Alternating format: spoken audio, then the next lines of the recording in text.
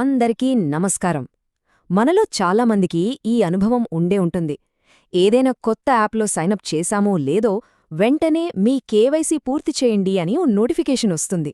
కొంచెం చిరాగ్గా అనిపిస్తుంది కదూ. అసలీ కేవైసీ ఏంటి, అదెలా పనిచేస్తుంది, దానివల్ల మనకేంటుపయోగం? ఈ విషయాలన్నింటినీ ఈరోజు మనం తేలిగ్గా సింపుల్గా అర్థం చేసుకుందాం. అవును, చాలామందికి వచ్చే మొదటి డౌట్ ఇదే. అకౌంట్ క్రియేట్ చేశాం కదా, మళ్ళీ ఈ కేవైసీ గోలేంటి? రిజిస్ట్రేషన్ తర్వాత వెంటనే దీన్నెందుకు అడుగుతారు? సరే, ఈ ప్రశ్నతోనే మన ప్రయాణం మొదలుపెడదాం. పదండి, దీని వెనుకున్న అసలు కారణమేంటో తెలుసుకుందాం. Okay, first of all KYC అంటే ఏంటి?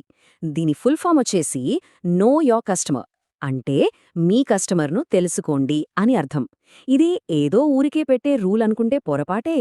ఇది మనందరి ఐడెంటిటీని కన్ఫర్మ్ చేసే ఒక చాలా చాలా ముఖ్యమైన సెక్యూరిటీ స్టెప్. అయితే దీన్ని ఎందుకు కంపల్సరీ చేశారు? మనకు కాస్త టైం వేస్ట్ అనిపించచ్చు, కానీ నిజం చెప్పాలంటే ఇది మనల్ని కాపాడే ఒక కవచం లాంటిది. అదెలాగో ఇప్పుడు చూద్దాం.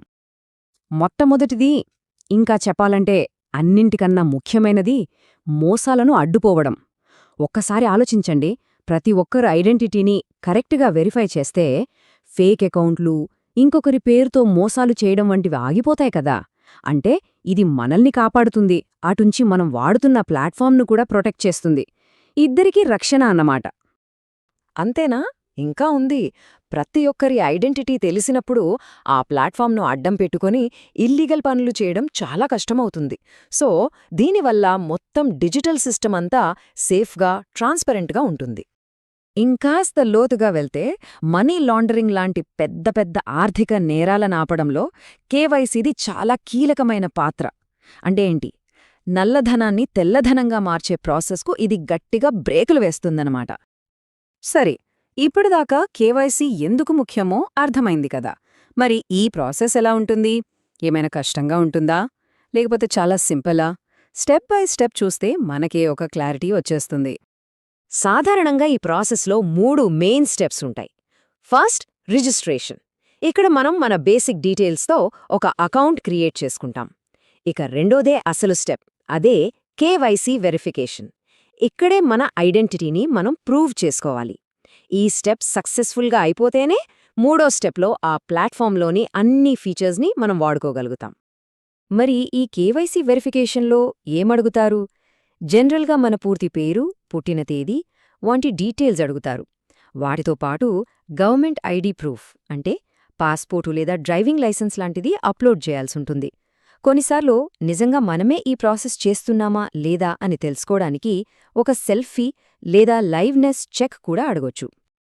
సరే, ఇప్పుడు మనం మొదట్లో వేసుకున్న ప్రశ్న దగ్గరికి వద్దాం. అసలు రిజిస్ట్రేషన్ అవ్వగానే ఎందుకు అడగరు, తర్వాత ఎందుకు అడుగుతారు? దీని వెనక ఓ లాజిక్ ఉంది. కారణం చాలా సింపుల్. ముందుగా ఎవరైనా సరే తేలిగ్గా యాప్లోకొచ్చేయాలి. పెద్ద ప్రాసెస్ ఉంటే మొదట్లోనే ఆగిపోతారు. కానీ ఎప్పుడైతే డబ్బు వ్యవహారాలు మొదలవుతాయో అప్పుడు మాత్రం వాళ్ల ఐడెంటిటీని కన్ఫర్మ్ చేసుకోవడం చట్టప్రకారం కంపల్సరీ. దీన్నే సింపుల్గా చెప్పాలంటే రిస్క్ మేనేజ్మెంట్ అంటారు. గుర్తుంచుకోండి, కేవైసీ అనేది కేవలం ఒక టెక్నికల్ ప్రాసెస్ కాదు. ఇది మన అందరి కోసం ఒక సేఫ్ అండ్ సెక్యూర్ డిజిటల్ వరల్డ్ను ఎలా క్రియేట్ చేస్తుందో ఇప్పుడు చూద్దాం.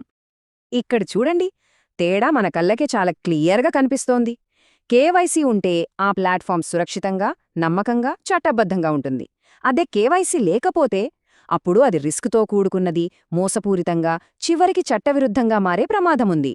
ఈ తేడాను గమనించడం చాలా ముఖ్యం. మనం ఇంకాస్త పెద్ద కోణంలో చూస్తే కేవైసీ అసలు పవర్ మనకు అర్థమవుతుంది. ఇది కేవలం మన అకౌంట్ని కాపాడటమే కాదు, మనీ లాండరింగ్, టెర్రరిస్ట్ ఫండింగ్ లాంటి చాలా పెద్ద నేరాలను అరికడుతుంది. దీనివల్ల మొత్తం సిస్టమ్ మీదే మనకు నమ్మకం పెరుగుతుంది. అలాగే కంపెనీలు కూడా చట్టాలను ఖచ్చితంగా పాటిస్తాయి. ఇక చివరిగా ఇదంతా విన్న తర్వాత మనం గుర్తుంచుకోవాల్సిన అసలైన విషయం ఒకటే. చూసారా, ఈ ఒక్క వాక్యం చాలు మొత్తం సారాంశం అర్థం కావడానికి.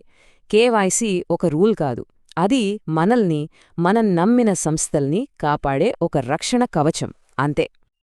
కాబట్టి నెక్స్ట్ టైం కేవైసీ చేయమనడిగినప్పుడు దాన్ని ఒక అదనపు పనిలా కాకుండా మన డబ్బును, మన లావాదేవీలను భద్రంగా ఉంచే మొదటి మెట్టుగా చూడాలి. ఒక్కసారి ఆలోచించండి, మన ఫైనాన్షియల్ సెక్యూరిటీకి ఇదే కదా అసలైన పునాది.